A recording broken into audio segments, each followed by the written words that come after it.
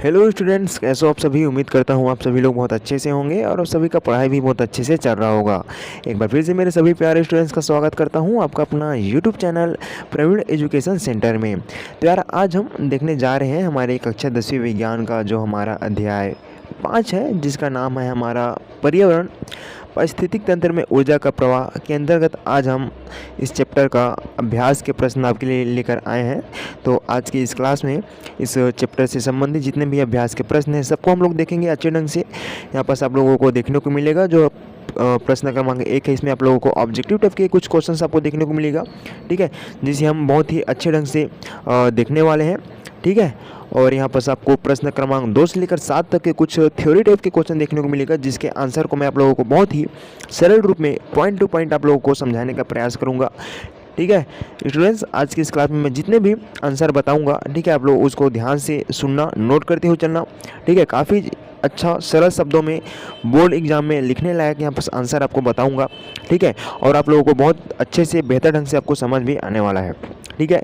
तो वीडियो पे आखिर तक बने रहना और यदि क्लास समझ में आता है, पसंद आता है तो वीडियो को लाइक करना यार, और चैनल में तो चैनल को सब्सक्राइब भी कर देना, ठीक है।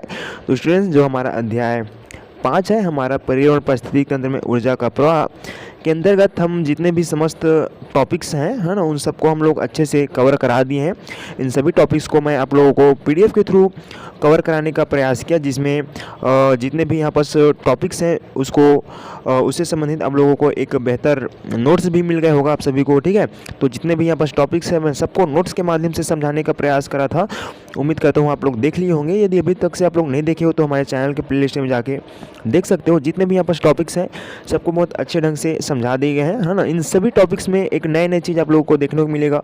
अलग अलग टॉपिक हैं, अलग अलग टॉपिक के अंतर्गत आप लोगों को बहुत सी चीज़ें जानने को मिलेगा, सीखने को मिलेगा, जो कि हमारे पर्यावरण से संबंधित है ना। जैसे कि हमारा चैप्टर का ही नाम है हमारा पर्यावरण, तो हमने इस चैप्टर से संबंधित जो हमारे इन्वायरमेंट है, जो हमारा पर्यावरण है, उसमें क्या क्या चीज़ें किस प्रकार से जो है एक जीव दूसरे जीव पर डिपेंड रहता है ना, कौन किसको खाता है, सबके भोजन वगैरह, ऊर्जा स्तर, हर चीज़ों को हमने जानने का प्रयास किया, ठीक है।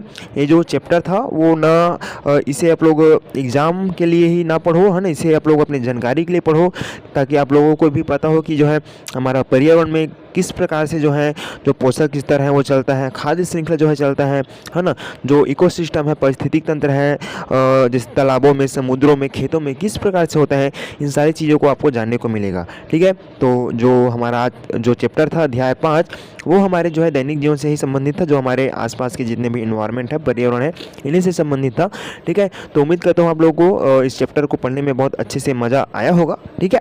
तो अब हम चलो बिना किसी देरी की क्लास को आगे बढ़ाते हैं। तो हम अब शुरू करने जा रहे हैं हमारे जो चैप्टर 5 है, इसका हम लोग अभ्यास के प्रश्न देखने वाले हैं, जिसका शुरुआत हम ऑब्जेक्टिव क्वेश्चन से करेंगे, ठीक है। तो यहाँ पर जो है हमारा पहला प्रश्न यहाँ पर बोले हैं कि सही विकल्प चुनकर लिखे बोला है ना। तो चलो अब सही विकल्प को चुनकर लिखना है भाई, यहाँ पर सब लोग बताना, और इसको मैं थोड़ा थोड़ा एक्सप्लेन भी करते जाऊँगा, जिससे आप लोग ध्यान से सुनते हुए चलना, जिससे आप लोगों को आइडिया लगेगा कि इसका आंसर क्या हो सकता है ना। तो देखो यहाँ पर जो है पहला क्वेश्चन में बोला है यार, आम के एक पेड़ पर लगभग 2234 कीड़े, 56 पक्षी और 3 सांप रहते हैं, तो ऊर्जा का पिरामिड होगा। तो चलो बताओ, एक पेड़ है ना, एक पेड़ है जिसमें लगभग 2234 कीड़े हैं, 56 पक्षियाँ हैं और 3 सांप रहते हैं, तो इसका जो है ऊर्जा का पिरामिड है, यानी कि जो एनर्जी पिरामिड है वो कैसे होगा। तो यहाँ पास ऑप्शन में क्या क्या बोले हैं, सीधा, ब में बोला है उल्टा, स में बोला है आयताकार, द में बोला है निश्चित नहीं होगा। तो देखो यहाँ पर समझना चीज़ों को जो बोला है, ठीक है। कोई पेड़ है ना, कोई पेड़ है जिसमें 2234 कीड़े हैं ना, 2234 कीड़े हैं। अब उसको जो है 56 पक्षियाँ खाते हैं इसको, है ना, यानी कि कीड़े को पक्षियाँ खाते हैं, पक्षियों को सांप खाते हैं, है ना।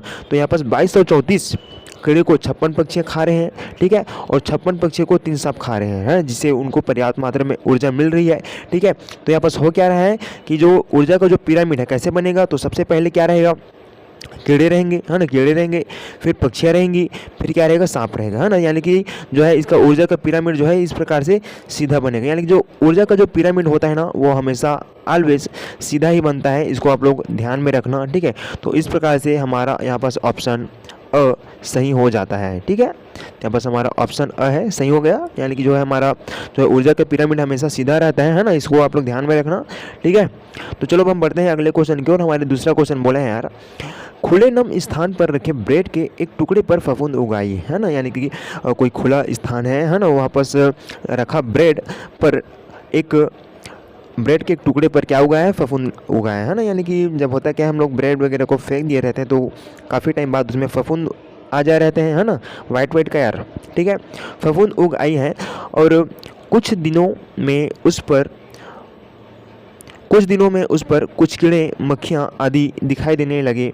इस खाद्य श्रृंखला में आखिरी पोषक स्तर पर कौन होगा, चलो बताओ। अ में बोला है खाद्य पदार्थ, ब में बोला है ब्रेड, स में बोला है मक्खियाँ और द में बोला है इनमें से कोई नहीं।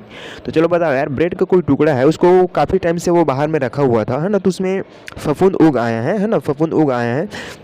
ठीक है, तो फफूंद उगाएगा तो फिर कुछ दिन बाद उस पर कीड़े आने शुरू हो जाएंगे। ठीक, फिर उसमें मक्खियाँ दिखाई देने को मिलेगा। ठीक है, तो इसमें जो है आखिरी पोषक स्तर के यानी कि आखिरी पोषक स्तर पर कौन होगा, इसको यहाँ पर हमें बताना है। यहाँ पर ऑप्शन में बोला है खाद्य पदार्थ जो उसको खा रहे हैं वो। ठीक है, और ब में बोला है ब्रेड और स में बोला है मक्खियाँ। यहाँ पर आखिरी बोला है, तो देखो जो भी क्या है फफूंद है ना, जो ब्रेड का टुकड़े उस पर फफूंद उगाएगा। ठीक है, फफूंद उगेगा तो उसमें कीड़े आएंगे तो मक्खियाँ आएंगी, है ना। तो देखो होता क्या है कि आखिरी में कौन आ रहा है, मक्खियाँ आ रहे हैं, है ना, मक्खियाँ आ रही है ना आखिरी में। तो जो मक्खियाँ होती है वो क्या करती है, ब्रेड होता है, ठीक है, ब्रेड होता है और उस पर जो उगे फफूंद रहते हैं, है ना, उसको खाकर वो क्या करता है, ऊर्जा प्राप्त करती है। ठीक है, तो इसलिए जो है यहाँ पर जो है आखिरी पोषक स्तर पे जो है मक्खियाँ आ जाएंगी। तो इस प्रकार से हमारा ऑप्शन स सही हो जाएगा, है ना। यानी कि जो मक्खी जो है वो लास्ट में आ रहा है और क्या करे, जो ब्रेड के टुकड़े हैं और उस पर जो है पड़े हुए कीड़े हैं उसको क्या कर रहे हैं, खा रहे हैं, है ना। तो इस प्रकार से यहाँ पर हमारा ऑप्शन स सही हो जाता है। ठीक है, तो उम्मीद करता हूँ यहाँ पर सब लोगों को समझ में आ गया होगा। ठीक है, अब चलो इधर हम लोग देखते हैं यहाँ पर जो है हमारा अगला क्वेश्चन में क्या बोला है ऑब्जेक्टिव टाइप में। यहाँ पर बोला है एक कीड़े के जीवन चक्र में 4 अवस्थाएं हैं, है ना। बोला है प्रश्न में कि एक कीड़े के जीवन चक्र में 4 अवस्थाएं हैं, अंडा, लार्वा, प्यूपा व वयस्क। अभी मैं आपको बताऊंगा कि जो है अंडा, लार्वा, प्यूपा व वयस्क होता क्या है। उससे पहले हम क्वेश्चन को एक बार थोड़ा सा समझ लेते हैं, है ना। तो क्या बोला है कि एक कीड़े की जीवन चक्र में 4 अवस्थाएं हैं, जो है अंडा, लार्वा, प्यूपा व वयस्क। यदि उसकी अंडा, लार्वा व प्यूपा अवस्था किसी अन्य जीव के शरीर के अंदर पूरी होती है तो उसका जीवन चक्र कितने पारिस्थितिक तंत्र में पूरा होगा। ठीक है, तो देखो यहाँ पर ऑप्शन में क्या क्या बोले हैं, एक यानी कि एक परिस्थितिक तंत्र में पूरा होगा बोला है, ब में 2 परिस्थितिक तंत्र में पूरा होगा बोला है, स में 3 परिस्थितिक तंत्र में पूरा होगा बोला है और द में 4 परिस्थितिक तंत्र में पूरा होगा ऐसे बोला है ना। तो काफ़ी बच्चों को यहाँ पर लगेगा कि इसका आंसर जो है ऑप्शन द 4 हो सकता है, क्योंकि यहाँ पर अंडा, लार्वा, प्यूपा, वयस्क यहाँ पर हमें 4 चीज़ों देखने को मिल रहा है। तो यहाँ पर काफ़ी बच्चे जो है ऑप्शन द को यानी कि जो 4 है उसको सिलेक्ट कर सकते हैं, लेकिन इसका आंसर कुछ दूसरा होने वाला है। यहाँ पर मैं थोड़ा सा समझा देता हूँ, फिर आपको आइडिया लग जाएगा।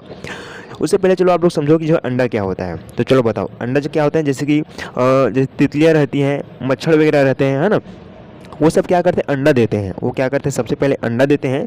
जब वो बच्चे उत्पन्न करते हैं तो सबसे पहले क्या देते हैं, अंडा देते हैं ना। जैसे कि जो तितलियाँ रहती है ना, तितलियाँ वगैरह रहती है, वो क्या करती है, पत्तों पे अपना अंडा दे देती है। मच्छर वगैरह रहते हैं वो अपने नालों वगैरह में दे देता है, यानी गंदगी वाले जगहों में देता है ना वो अपना अंडा को। ठीक है, तो अंडा आपको समझ में आया क्या होता है कि जो भी जैसे कि तितलियाँ हैं, है ना, मच्छर वगैरह हैं, है ना, वो सब क्या करते हैं, सबसे पहले क्या करते हैं, अंडा देते हैं ना, अंडा देते हैं। फिर होता क्या है कि जो लार्वा है उसको समझिए, है ना। फिर लार्वा के अंतर्गत होता क्या है, ये जो है अंडा से निकलने वाला, ठीक है, ये जो क्या है अंडा से निकलने वाला बाद की अवस्था है ना। जैसे कि अंडा दिया, जैसे कि तितली ने अंडा दिया, ठीक है, तितली ने अंडा को दिया, ठीक है।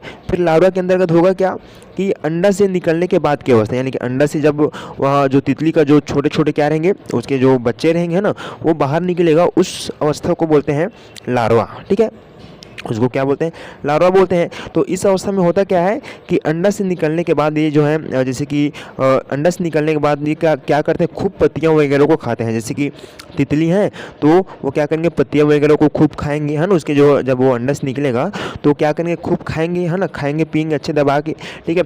और उसी प्रकार से यदि मच्छर वगैरह हैं, है ना, तो वो लोग भी क्या करेंगे, अपना खाएंगे जो भी चीज़ें वो लोग खाते वाते हैं, है ना। तो ठीक है, यहाँ पर समझ में आया ना लार्वा क्या होते हैं। ठीक, बहुत बढ़िया। देखो प्यूपा होता है क्या, इसको थोड़ा सा समझिए।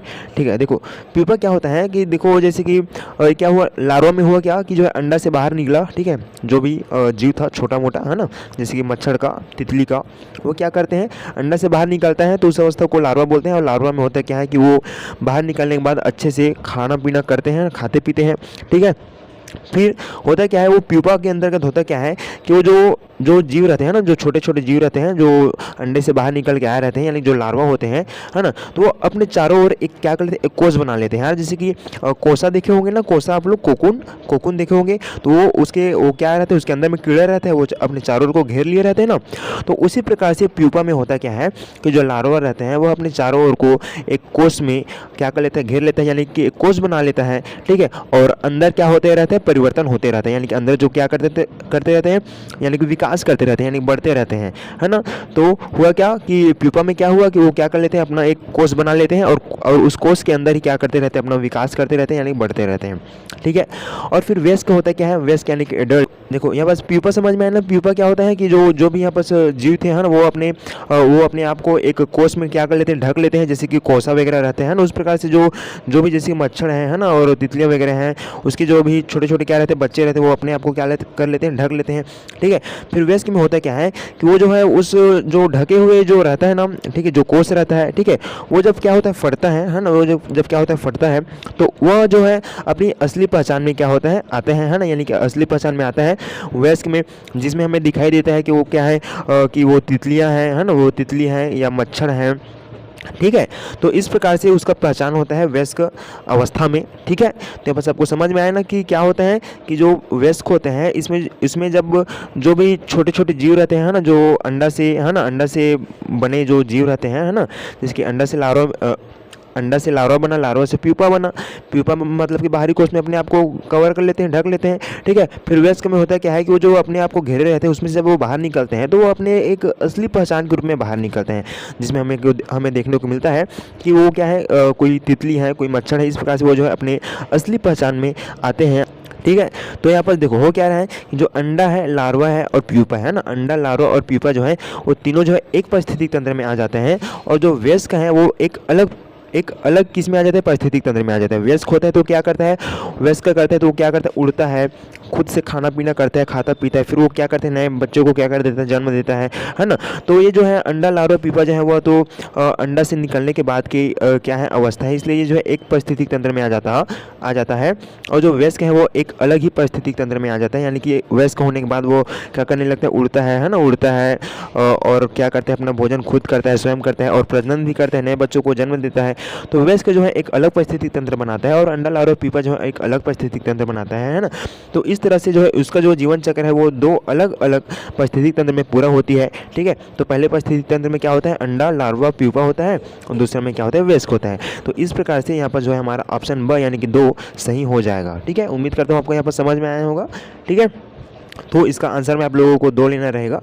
ठीक है, 4 मत लेना यार। ठीक है, अब चलो यहाँ पर देखते हैं हमारा जो है अगला क्वेश्चन बोला है ऑब्जेक्टिव टाइप में। यहाँ पर प्रश्न बोला है, क्या होगा यदि किसी बड़े इलाके से सारी कीटभक्षी चिड़ियाँ समाप्त कर दी जाए। कीटभक्षी चिड़िया किसको बोलते हैं, जो कीटों को खाते हैं, है ना, कीटों का क्या करते हैं, भक्षण करते हैं, उसको खाते हैं। तो कीटभक्षी जो चिड़िया रहती है, यानी कि कीटों को खाने वाली जो चिड़िया रहती हैं, वो यदि समाप्त कर दिया जाए, यदि वो समाप्त हो जाते हैं तो क्या होगा। तो चलो बताओ, यहाँ पर ऑप्शन अ में बोला है फसल उत्पादन बढ़ जाएगा, ब बोला है कीटों का प्रकोप बढ़ जाएगा, स बोला है दूसरे पक्षियों की संख्या बढ़ जाएंगी, द बोला है कोई असर नहीं होगा। तो चलो बताओ यार, यदि कीटभक्षी चिड़िया समाप्त हो जाएंगी तो होगा क्या कि जो जितने भी कीड़े रहेंगे, है ना, कीड़े रहेंगे, वो क्या करेंगे, वो होंगे क्या कि तेज़ी से क्या करने लगेंगे, बढ़ने लगेंगे, है ना, वो उसका जो है विकास होने लगेगा, और उसको खाने वाले पक्षी ही नहीं रहेंगे, तो जो है अनियंत्रित क्या करेंगे, अपना खुद का विकास करेंगे, है ना। तो इस प्रकार से जो है हमारा ऑप्शन आप लोगों को पता चल गया होगा। तो यहाँ पर आपको आंसर ब आपको सही लग रहा होगा, तो यही क्या है, सही है, यानी कि कीटों का जो प्रकोप है क्या हो जाएंगे, बढ़ जाएंगे। ठीक है, यहाँ पर हमारा ऑप्शन ब जो है सही हो जाता है। अब देखो कीट को खाने वाले पक्षी ही नहीं रहेगा तो कीट का प्रकोप बढ़ ही जाएगा ना। ठीक है, तो इस प्रकार से यहाँ पर हमारा ऑप्शन ब सही हो जाता है। ठीक है, अब चलो यहाँ पर देखते हैं हमारा जो है अगला क्वेश्चन ऑब्जेक्टिव टाइप में। यहाँ पर हमारा 5वां क्वेश्चन बोलते हैं कि एक गाय क्या करती है, घास खाती है, उसका गोबर और उससे बने कंडे ईंधन के रूप में काम आते हैं। इस प्रक्रिया में बना धुआं वायुमंडल में और अवशेष राख आदि मिट्टी में मिल जाए तो यह संपूर्ण प्रक्रिया है। तो क्या है ये जो संपूर्ण प्रोसेस है वो क्या है, उसको हम लोग चलो यहाँ पर ऑप्शन में देख लेते हैं क्या क्या बोले, फिर मैं इसको आपको थोड़ा सा समझा दूंगा। यहाँ बस ऑप्शन अ में बोला खाद्य श्रृंखला है, क्या यह खाद्य श्रृंखला है, ठीक है।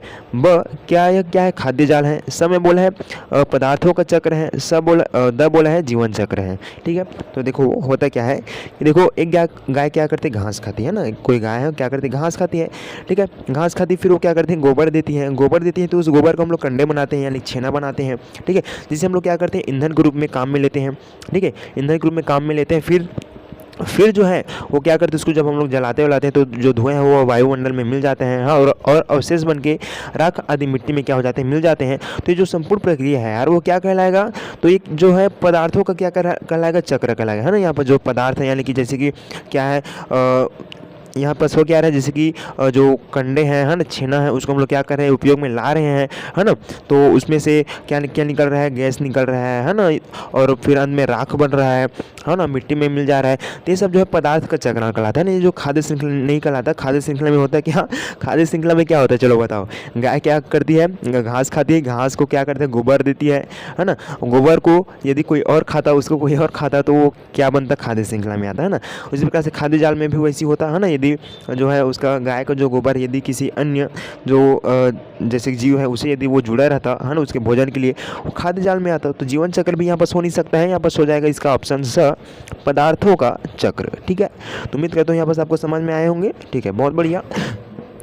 तो चलो यार यहाँ पर देखते हैं हमारा जो है ऑब्जेक्टिव टाइम में हमारा अगला क्वेश्चन है। प्रश्न क्रमांक यहाँ का 6वां है। यहाँ पर बोला है कि एक तालाब की पारिस्थितिक तंत्र की खाद्य श्रृंखला का विस्तार। तो देखो यहाँ पर क्या बोला, तालाब की पारिस्थितिक तंत्र है ना, जो हमारे तालाब रहते हैं उसके पारिस्थितिक तंत्र में खाद्य श्रृंखला का विस्तार जो किस प्रकार से होते हैं करके बोला है यहाँ कि जलीय पौधों को कौन खाता है, छोटी मछलियाँ, ठीक है, छोटी मछलियों को, छोटी मछलियाँ से बड़ी मछलियाँ, ठीक है, और फिर बड़ी मछलियाँ से लेकर मनुष्य तक है ना। यानी कि जो है खाद्य श्रृंखला का जो यहाँ पर विस्तार किस प्रकार से है, जलीय पौधा, ठीक है, जलीय पौधा से छोटी मछली से बड़ी मछलियाँ, ठीक है, और बड़ी मछली से फिर मनुष्य, है ना। यानी कि जो है जलीय पौधों को छोटी मछली खाती है, छोटी मछली को बड़ी मछली खाती है, और बड़ी मछलियों को जो है हम मनुष्य खाते हैं, ठीक है। तो यहाँ एक पोषक स्तर से अगले पोषक स्तर को प्राप्त होने वाली ऊर्जा क्या होगी, चलो यहाँ पर पूछा गया है ना। तो यहाँ पर ऑप्शन को देख लेते हैं एक बार क्या होगा, फिर यहाँ पर मैं आपको एक्सप्लेन करूँगा। यहाँ पर ऑप्शन अ में बोला है कम होती जाएगी, और ब बोला है अधिक होती जाएंगी, स बोला है समान बनी रहेगी, और द बोला है कभी कम कभी अधिक होती रहेगी।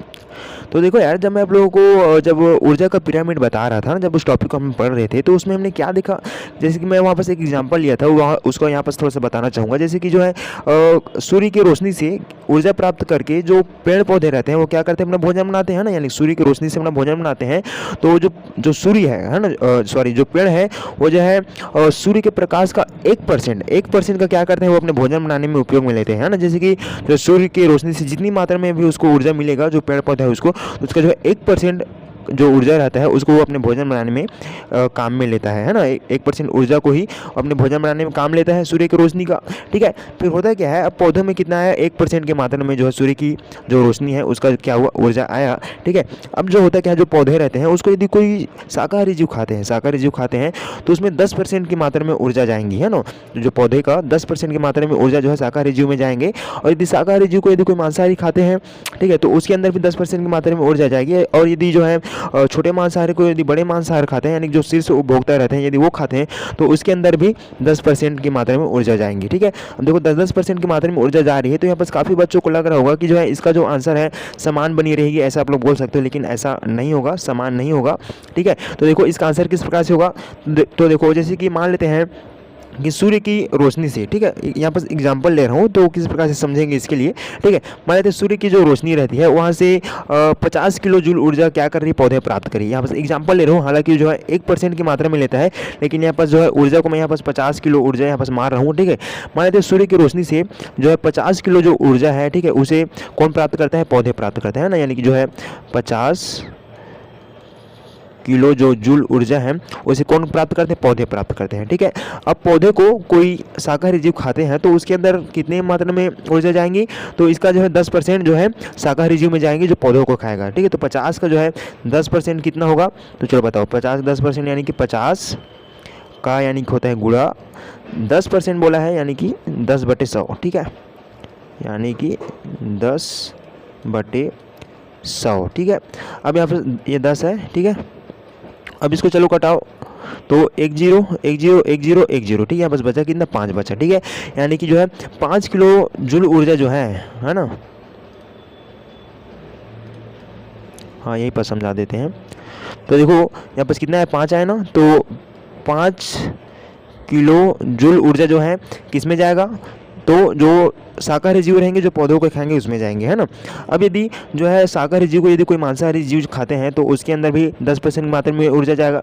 अब 5 किलो जूल ऊर्जा का चलो 10% निकालो, तो 5 किलो जूल ऊर्जा का, ये 5 है, लिखते नहीं बन रहा यार, ये क्या है, 5 किलो जूल ऊर्जा का हम यहाँ पर 10% निकालेंगे, तो 5 गुणा 10/100, ठीक है। अब यहाँ पर इसको कटा दो, इसको कटा दो, ठीक है, 0 0 कट गया, ठीक है। अब यहाँ पर 5 एकम 5 और 5 दूनी 10, यहाँ पर कितना आया, बराबर में 1/2, 1/2 यानी कि होता क्या है, 0.5, ठीक है। यानी कि 0.5 मात्रा की जो ऊर्जा है वो शाकाहारी जीव को जो खाएंगे मांसाहारी जीव उसके अंदर क्या होगा, जाएगा, ठीक है। यहाँ पर देखो आपको जो है ऊर्जा में आपको कमी देखने को मिल रहा है ना, ठीक है, ऊर्जा में कमी देखने को मिल रहा है। जैसे कि है 50 किलो जूल ऊर्जा यदि पौधे में है, यदि उसको कोई शाकाहारी जीव खाते हैं तो उसके अंदर कितनी मात्रा में जाएगा, तो 5 किलो जूल ऊर्जा जाएगा, है ना। यानी कि इसका हम लोग 10% निकालेंगे तो 5 आएगा, तो 5 किलो जूल ऊर्जा जो है शाकाहारी जीव में जाएगा। और यदि शाकाहारी जीव को यदि कोई मांसाहारी जीव खा रहे हैं तो उसके अंदर भी 5 के यदि हम लोग 10% निकालते हैं तो 0.5 किलो जूल ऊर्जा जो है, ठीक है, किलो जूल जो ऊर्जा है वह मांसाहारी जीव में जाएगा। और यदि इसको भी और यदि जो है छोटे जो मांसाहारी रहते हैं, यदि उसको कोई बड़े मांसाहारी जीव खाते हैं, है ना, तो उसके अंदर भी जो है 10% की मात्रा में ऊर्जा जाएगा। तो हम लोग क्या करेंगे, 0.5 का यदि हम लोग 10% निकालेंगे तो, और यहाँ पर बस क्या देखने को मिलेगा, और इसका हम लोग 10% निकालेंगे, यानी कि जो है 0.5 का 10% निकालोगे तो आप लोगों को देखने को मिलेगा 0.05 ऐसा आप लोगों को देखने को मिलेगा, है ना, किलो जूल ऊर्जा। तो इस प्रकार से क्या हो रहा है, यहाँ पर जो है ऊर्जा क्या होती रही हो, यहाँ पर ऊर्जा क्या हो रहा है, कम होती जा रही है ना। तो यहाँ पर जो है कम होती जाएगी, है ना। तो होता क्या है कि ये जो प्रोसेस है ना, इसमें जो है ऊर्जा को जो स्थानांतरण है वह जो है स्थलीय जीवों के लिए भी होता है और समुद्री जीवों के लिए भी होता है ना। समुद्री जैसे कि तालाब में भी देखें तो उसमें भी जो है 10% की मात्रा में ऊर्जा जाती है। और यदि हम लोग अपने जैसे स्थलीय में देखें, जैसे पेड़ पौधों से जानवरों में, तो वहाँ पर भी 10% की मात्रा में ऊर्जा ट्रांसफॉर्म होती रहती है, जिसमें जो है ऊर्जा जो है कम होती जाती है, ठीक है। तो इस प्रकार से यहाँ पर जो है हमारा ऑप्शन जो है, ठीक है, यानी कम होती जाएगी, वो क्या हो जाएगा, सही हो जाएगा, ठीक है। उम्मीद करता हूँ यहाँ पर आपको समझ में आया होगा।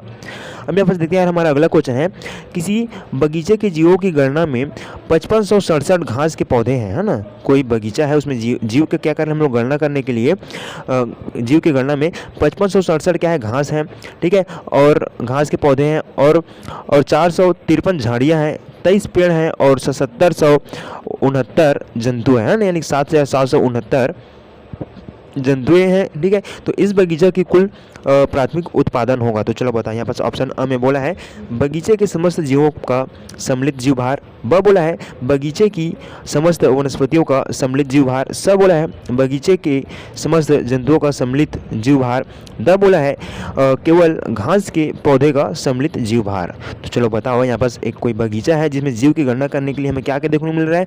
यहाँ पास 5567 घास के पौधे हैं, है ना, फिर 453 झाड़ियाँ हैं, 23 पेड़ हैं, ठीक है, और 7,769 क्या है, जंतु पाए जाते हैं, है ना। तो इस बगीचे में कुल प्राथमिक उत्पादन क्या होगा, तो होगा क्या कि बगीचे की समस्त वनस्पतियों का जो है सम्मिलित जो जीव भार है वो होगा, है ना। यानी कि जो है बगीचे में सम्मिलित जितनी भी क्या है वनस्पतियाँ हैं ना, यहाँ पर देख रहे हैं ना, यहाँ पर क्या घास हैं, झाड़ियाँ हैं, पेड़ हैं, ठीक है, और यहाँ पर जंतु है। तो यहाँ पर किसको दर्शा रहा है, यानी कि समस्त वनस्पतियों के सम्मिलित जीव भार को क्या कर रहा है, ये दर्शा रहा है, ठीक है। तो इस प्रकार से हमारा जो है ऑप्शन ब सही हो जाता है, ठीक है।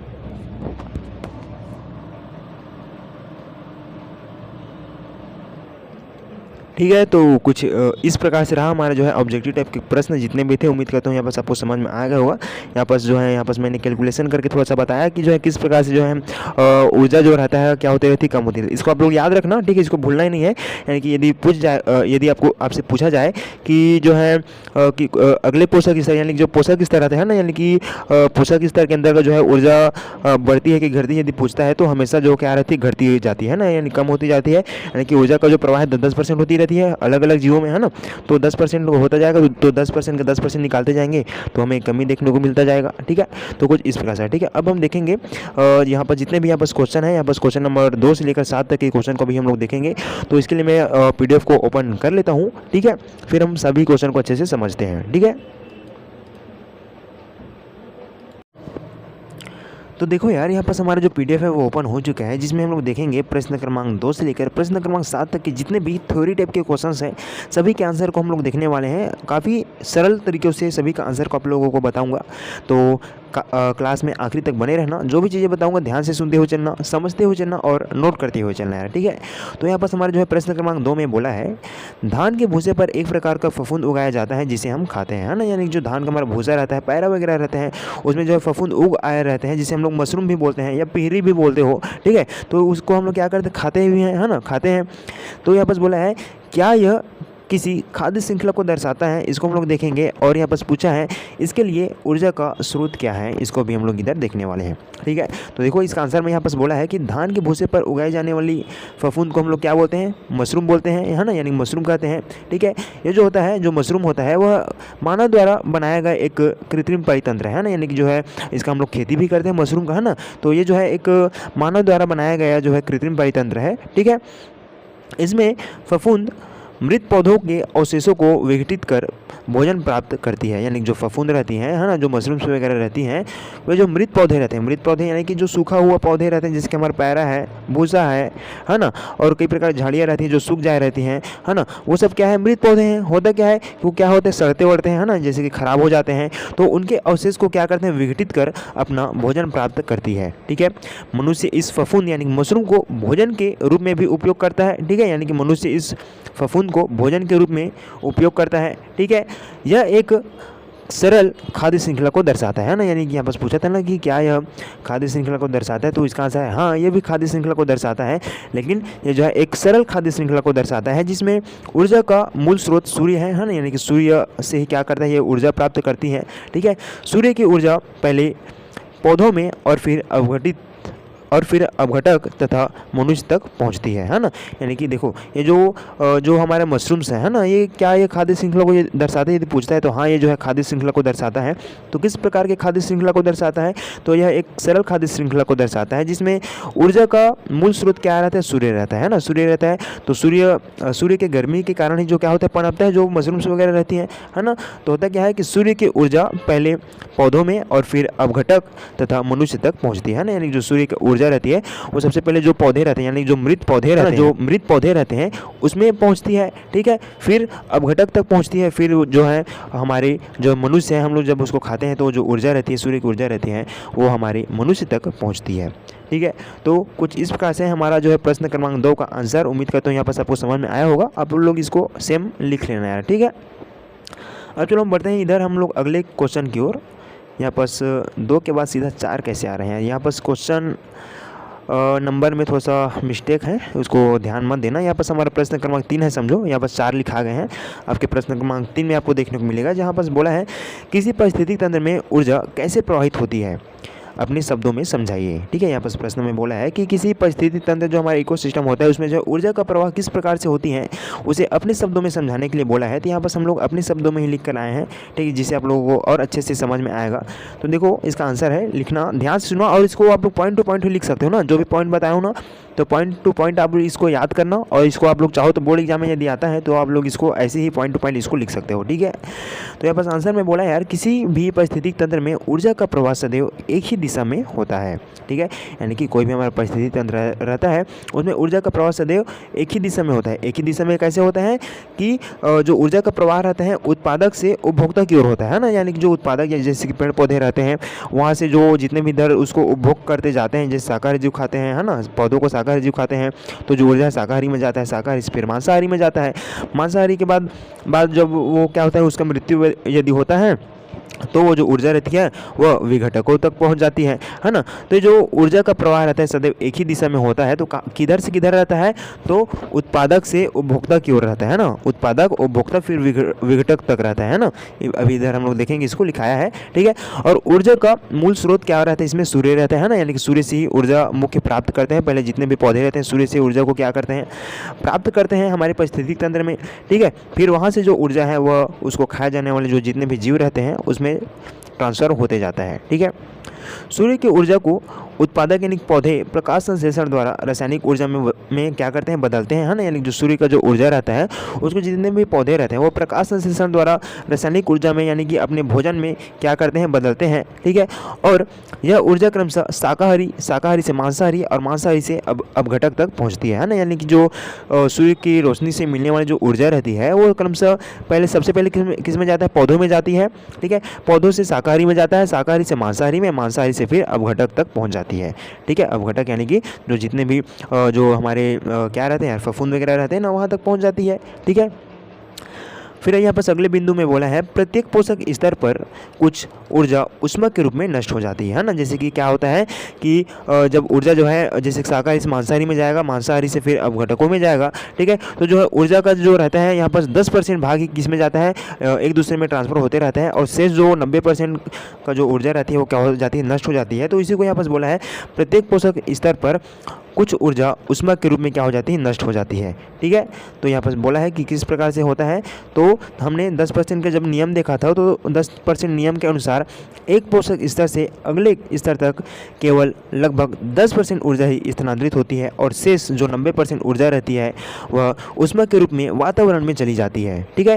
यानी कि जो ऊर्जा रहेगा, जैसे कि जो पौधे रहेंगे, पौधे से शाकाहारी में जाएगा तो उसका 10% ही जाएगा, और जो 90% जो ऊर्जा रहती है वो जो है जो क्या रहते हैं ऊष्मा के रूप में बाहर निकल जाती है, ठीक है। और फिर जब शाकाहारी जीव को यदि कोई मांसाहारी खाते हैं, है ना, तो उसमें भी 10% की मात्रा में ऊर्जा जाती है, और शेष जो ऊर्जा रहती है, ठीक है, वो जो है वाष्प के रूप में, ठीक है, क्या हो जाती है, यानी कि जो ऊर्जा है वह ऊष्मा के रूप में क्या हो जाती है, नष्ट हो जाती है ना, ऊष्मा के रूप में क्या हो जाती है, नष्ट हो जाती है, ठीक है। तो इसी को यहाँ पर बोला है कि 10% नियम के अनुसार एक पोषक स्तर से अगले स्तर तक केवल लगभग 10% ऊर्जा ही स्थानांतरित होती है, और शेष ऊर्जा ऊष्मा के रूप में वातावरण में चली जाती है, ठीक है। इसलिए जैसे जैसे ऊपर की ओर जाते हैं, है ना, यानी कि जैसे जैसे हम लोग ऊपर की ओर जाते हैं ऊर्जा की मात्रा कम होती जाती है, और उच्च स्तर के जीवों की संख्या भी कम होती है ना। यानी कि जैसे जैसे हम लोग ऊपर जाते हैं तो हमें क्या देखने को मिलता है, यानी कि ऊर्जा में कमी देखने को मिलता है, ठीक है। और उच्च स्तर के जितने भी क्या रहते हैं जीव रहते हैं उसकी जो संख्या वो भी हमें कम देखने को मिलता है, ठीक है। तो कुछ इस प्रकार से हमारे प्रश्न क्रमांक 3 का आंसर यहाँ पर 4 लिखा गया है, तो ये 4 जो है 3 है भाई, ठीक है। तो कुछ इस प्रकार से हमारा प्रश्न क्रमांक 3 का आंसर, ठीक है। अब इधर हम लोग देखते हैं हमारा अगला क्वेश्चन जो है, यहाँ पर हमारा प्रश्न क्रमांक 4 देख लेते हैं यहाँ पर, ठीक है। ये हो जाएगा 4, ठीक है, और अगला वाला हो जाएगा 5, ये हो जाएगा 6, हाँ ठीक है 6 क्वेश्चन है। यहाँ पर जो है 7वां जो हमारा ऑब्जेक्टिव टाइप का था उसको मिला के 7 हो रहा था, ठीक है। तो देखो यहाँ पर हमारा जो है अगला क्वेश्चन है, यहाँ पर जो है प्रश्न क्रमांक 5 बोल दिया है, तो चलो इसको 5 ही मान के चलो, ठीक है। जो सारे क्वेश्चन आपके अभ्यास के प्रश्न में दिया हुआ है ना, तो इसको आप लोग देख के लिख लेना यार, ठीक है। तो यहाँ पर हमारा अगला क्वेश्चन में यहाँ पर बोला है कि क्या होगा यदि पृथ्वी पर सजीवों के रूप में केवल मानव और वनस्पतियां ही रह जाएं, ठीक है। बस पूछा है कि क्या होगा यदि पृथ्वी पर सजीव के रूप में केवल मानव और वनस्पतियां ही रह जाएं, है ना, मानव और वनस्पतियां ही रहेगा तो क्या होगा, ऐसे करके यहाँ पर पूछा है। तो देखो इसका आंसर है परिस्थिति तंत्र जो है हमारे जैविक और अजैविक घटक से मिलकर बना है। जैविक घटक यानी कि जीवित चीज़ें जैसे कि पेड़ पौधे हैं, है ना, हम मनुष्य हैं, ये सब किस में आते हैं, जैविक घटक में आते हैं, ठीक है। और अजैविक में जितने भी जैसे कि मिट्टी है, पानी है, हवा है, सूर्य के प्रकाश है, ये सब क्या है, अजैविक घटक है ना। तो जैविक और अजैविक घटक से मिलकर जो हमारा पारिस्थितिक तंत्र है, जो इकोसिस्टम है, वो मिलकर क्या है, बना है, ठीक है। यदि केवल मानव और वनस्पतियां ही रहेंगी तो परितंत्र जो है अधूरा हो जाएगा, है ना। यदि मानव और वनस्पतियां ही रहेंगी तो जो हमारे परितंत्र है वो क्या हो जाएगा, अधूरा हो जाएगा। तो किस प्रकार से होगा, तो देखो होता क्या है कि अन्य जैविक घटक जैसे कि शाकाहारी, मांसाहारी और अपघटक की अनुपस्थिति की अनुपस्थिति से मृत पदार्थ और कचरा क्या होने लगेंगे, एकत्र होने लगेगा। ठीक है, यानी कि होगा क्या, यदि केवल मानव और वनस्पतियां ही रहेंगी तो परितंत्र जो है वो क्या हो जाएगा, अधूरा हो जाएगा। अधूरा हो जाएगा ना, किस प्रकार से अधूरा होगा, चलो बताओ। अब देखो, अब जैसे कि मानव और वनस्पतियां ही रहेंगे तो जैसे कि जितने भी जैसे कि कोई जीव का यदि उसका मृत्यु होता है ना, जैसे कि मानव के अंतर्गत, ठीक है, यदि किसी का मृत्यु होता है, ठीक है, और यदि जैसे कि कोई वनस्पतियां हैं, पेड़ पौधे हैं, है ना, तो वो सब जो है क्या होने लगेगा, एक कचरा के रूप में एकत्र होने लगेंगी, है ना। तो इसी के यहाँ पास बोला है अन्य जैविक घटक जैसे कि शाकाहारी, मांसाहारी या अवघटक की अनुपस्थिति में होगा क्या कि मृत पदार्थ और कचरा क्या हो जाएंगी, एकत्र होने लगेगी। ठीक है, और यहाँ पर बोला है कि भू जैव रसायन चक्र तथा पोषक स्तर असंतुलन हो जाएगा, यानी कि जो हमारा जो साइकिल है ना, जो उन लोगों का खाया जाने वाला, वो सब क्या हो जाएगा, असंतुलन हो जाएगा। ठीक है, इसलिए मानव और वनस्पतियों के अलावा अन्य जैविक घटकों का रहना भी आवश्यक है ताकि पारिस्थितिक तंत्र का संतुलन यानी कि उसका बैलेंस बना रहे। ठीक है, तो कुछ इस प्रकार से हमारा जो है अगला क्वेश्चन था उसका आंसर। ठीक है, अब देखते हैं हमारा इधर अगला क्वेश्चन, यहाँ पर क्या बोलता है, यहाँ पर प्रश्न क्रमांक 6 है, जो कि आपके बुक में 5 शायद देखने को मिल सकता है, प्रश्न क्रमांक 5 होगा। ठीक है, यहाँ बस पूछा है यार, क्या होगा यदि किसी पारिस्थितिक तंत्र में ऊर्जा के प्राकृतिक प्रवाह में कोई बाधा आ जाए। इसको उदाहरण से ही समझाने के लिए यहाँ बस बोला है। ठीक है, यहाँ बस प्रश्न क्या बोला है, क्या होगा यदि पारिस्थितिक तंत्र यानी जो हमारा इकोसिस्टम है उसमें ऊर्जा के प्राकृतिक प्रवाह में कोई बाधा आ जाए। ठीक है, तो इसको हमें उदाहरण के सहित बताने के लिए बोला है। ठीक है, तो देखो इसका आंसर है यार, यदि ऊर्जा का प्रवाह बाधित होगा तो खाद्य श्रृंखला क्या हो जाएंगी, टूट जाएंगी, है ना। यानी कि जो पारिस्थितिक तंत्र में जो ऊर्जा जो है, ठीक है, ऊर्जा जो है उसमें क्या होता है, यदि किसी भी प्रकार की यदि बाधा आता है तो जो हमारा खाद्य श्रृंखला है, जो हमारे फूड चेन है, वो क्या हो जाएगा, टूट जाएगा। ठीक है, तो कैसे टूटेगा, तो देखो यार, जो ऊर्जा है ना, जो ऊर्जा रहती है, ठीक है, वो क्या होती रहती है, एक जीव से दूसरे जीव में ट्रांसफ़र होती रहती है ना, ट्रांसफ़र होती रहती है ना। ठीक है, और यदि किसी भी प्रकार का बाधा आता है, ठीक है, किसी भी प्रकार का बाधा आता है तो जो है ऊर्जा जो है एक जीव से दूसरे जीव में जाएगा ही नहीं, है ना। तो यदि उसको खाएगा तो उसमें समझो उसके जो है शरीर में लगेगा भी नहीं, उसको पर्याप्त मात्रा में ऊर्जा मिल भी नहीं पाएगा। ठीक है, और उसका जो है मृत्यु भी हो सकते हैं, है ना, जो जीव रहेंगे। ठीक है, यानी कि उसको जो खाने को ही नहीं मिलेगा भाई। ठीक है, यानी कि जो प्रकृति में यानी कि जो पारिस्थितिक तंत्र में यदि जो ऊर्जा है उसका जो है प्राकृतिक प्रवाह में यदि कोई बाधा आता है ना, यानी कि ऊर्जा के प्राकृतिक प्रवाह में यदि कोई बाधा आता है तो सबसे पहले तो जो रहते पेड़ पौधे जो रहते हैं, ठीक है, पेड़ पौधे रहते हैं वो भी ग्रोथ नहीं कर पाएंगे, यानी कि पनपे गए नहीं भाई। होता क्या है, सूर्य की रोशनी से मिलने वाली ऊर्जा से ही जो पेड़ पौधे रहते हैं वो अपना भोजन बनाते हैं और विकास करते हैं। और यदि ऊर्जा ही नहीं मिलेगा, यदि उसमें किसी भी प्रकार का बाधा आएगा तो जितने भी पेड़ पौधे हैं उसका विकास ही नहीं होगा या फिर पनपेंगे ही नहीं, है ना। तो होगा क्या कि उसको जो जितने भी जैसे शाकाहारी जीव रहते हैं, है ना, तो लोगों को भी भोजन नहीं मिल पाएगा। ठीक है, चूँकि जो हमारे पेड़ पौधे रहते हैं वो सब क्या है, हमारे उत्पादक है ना, उसी को सब लोग जो है जितने भी जीव आते हैं वो क्या करते हैं, उपभोग करते हैं। जैसे शाकाहारी जीव रहते हैं और फिर शाकाहारी को मांसाहारी वगैरह खाते हैं, है ना। तो इस प्रकार से यदि जो है ऊर्जा के प्रवाह में यदि किसी भी प्रकार का बाधा आता है तो जो हमारा खाद्य श्रृंखला रहता है ना, जो फूड चेन रहती है वो टूट जाएगी। ठीक है, किसी एक जीव समूह के घटने या समाप्त होने से अन्य जीवों पर भी असर पड़ेगा, है ना, यानी किसी एक जीव समूह के घट जाने से या समाप्त हो जाने से अन्य जीवों पर भी क्या पड़ेगा, असर पड़ेगा। ठीक है, जैसे कि यहाँ पर उदाहरण में बताया है कि यदि शाकाहारी जीव नष्ट हो जाए तो मांसाहारी जीव को भोजन नहीं मिलेगा और वे भी समाप्त होने लगेगी। ठीक है, या लगेंगे। ठीक है, तो कुछ इस प्रकार से हमारे क्वेश्चन का आंसर है, आप लोग इसको नोट कर लेना। अब यहाँ बस हमारा अगला और लास्ट क्वेश्चन है यार, यहाँ बस बोला है कि ऐसा कोई उदाहरण दीजिए जो मनुष्य की क्रियाओं द्वारा पारिस्थितिक तंत्र में परिवर्तन को दर्शाता है ना। यहाँ पर पूछा है या बोला है कि कोई ऐसा उदाहरण दीजिए जो मनुष्य की क्रियाओं, ठीक है, मनुष्य की क्रियाओं द्वारा पारिस्थितिक तंत्र में परिवर्तन को दर्शाता है। तो चलो बताओ यार, इसका जो आंसर है, चलो ध्यान से सुनना। यहाँ पर बोला है मनुष्य द्वारा वनों की अंधाधुंध कटाई से पर्यावरण क्या हो जा रहा है, अनबैलेंस हो जा रहा है, असंतुलित हो रहा है ना। ठीक है, तो उसी को यहाँ पर बोला है कि मनुष्य द्वारा वनों की अंधाधुंध कटाई से पर्यावरण जो है असंतुलित हो रहा है। इससे जीव जंतुओं का निवास स्थान भी क्या हो रहा है, नष्ट हो जाता है और कई प्रजातियां विलुप्त हो रही हैं। और यह उदाहरण मनुष्य की गतिविधियों से पारिस्थितिक तंत्र में होने वाले परिवर्तन को दर्शाता है। ठीक है, तो कुछ इस प्रकार से रहा हमारा क्वेश्चंस। ठीक है, तो सभी को आप लोग नोट करके रख लेना यार, काफ़ी सिंपल है सबका आंसर। आप लोगों को इसको याद भी करना नहीं पड़ेगा, यदि आपको समझ में आता है जैसे चाहो तो और अपने शब्दों में सरल रूप में आप इसको लिख सकते हो। तो मैंने यहाँ पर जितना मेरे से हो सका मैंने इसको सरल करने का प्रयास किया, जो कि बहुत अच्छे हैं, है ना, अच्छे ढंग से इसको बताए गए हैं। ठीक है। तो आप लोग इसको नोट करके रख लेना यार, ठीक है। और यहाँ पर मैंने यहाँ पर जितने भी अभ्यास के प्रश्न बताए हैं ना, उन सबको आप लोग अच्छे से नोट करके रख लेना। तो यहाँ पर हमारा जो है अध्याय जो हमारा 5 है वो क्या होता है यहाँ पर समाप्त हो जाता है, ठीक है।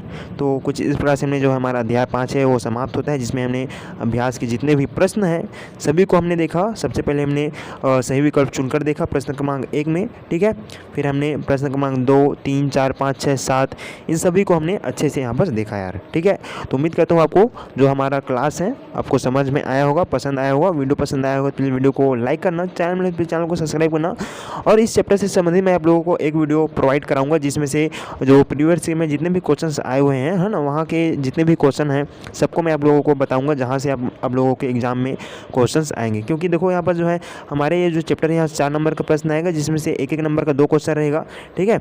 और 2 नंबर का 1 क्वेश्चन रहेगा। तो जरूरी नहीं है कि इन्हीं क्वेश्चन को ही पूछा जाए, ठीक है। क्योंकि यहाँ पर जो है चैप्टर है, इतना बड़ा चैप्टर है, हमने बुक में काफ़ी चीज़ों को पढ़ा। तो यहाँ का जो क्वेश्चन है बुक से बनते हैं, तो बुक से किस प्रकार से क्वेश्चन आपके जो है एग्जाम में पूछे गए हैं उसको मैं आप लोगों को बताऊंगा, जब प्रीवियस ईयर का जितने भी क्वेश्चंस का जब मैं कलेक्शन लेकर आऊँगा, ठीक है। तो वहाँ मैं सभी को आपको अच्छे से बता दूंगा, ठीक है। यहाँ पर जब आप लोग देखोगे तो जो 1 नंबर टाइप के जो क्वेश्चन रहते हैं उसमें खाली स्थान में भी पूछा जाता है, सही जोड़ी में भी पूछा जाता है, विकल्प में भी पूछा जाता है ना। तो यहाँ पर हम जो विकल्प में जहाँ जितने भी आप क्वेश्चन देख रहे हैं वो पर्याप्त नहीं है, आपके बुक से और भी कई सारे क्वेश्चन बनते हैं, उसको हम लोग देखेंगे जो आपके एग्जाम में पूछा जा चुका है, ठीक है। और सही जोड़ी में भी पूछा जाता है, तो किस प्रकार से आ सकते हैं क्वेश्चन उसको हम लोग देखेंगे। खाली स्थान में भी किस प्रकार से क्वेश्चन आते हैं उसको भी हम लोग देखेंगे, ठीक है। तो वीडियो में आखिर तक बने रहने के लिए बहुत बहुत धन्यवाद। मिलते हैं नेक्स्ट वीडियो में। जैसे कि अगले वीडियो में मैं आप लोगों को बता दूंगा जो हमारे प्रीवियस ईयर के जितने भी क्वेश्चन है उसको मैं आप लोगों को बता दूंगा। और फिर हम लोग जो हमारा जो अध्याय 6 है विद्युत धारा एवं परिपथ, उसका जो है एक वीडियो मैं आप लोगों को डाल दिया हूँ, जो कि थोड़ा सा बेसिक्स था, उसको आप लोग पहले देख लो, ठीक है। फिर हम लोग जितने भी यहाँ पर हमारे जो अध्याय 6 है ना, जो विद्युत धारा एवं परिपथ, उसके सारे टॉपिक्स को हम लोग जल्दी इधर अब कवर करते जाएंगे यार, ठीक है। तो वीडियो में आखिर तक बने रहने के लिए बहुत बहुत धन्यवाद। मिलते हैं नेक्स्ट वीडियो में नेक्स्ट चैप्टर के साथ। Thanks for watching.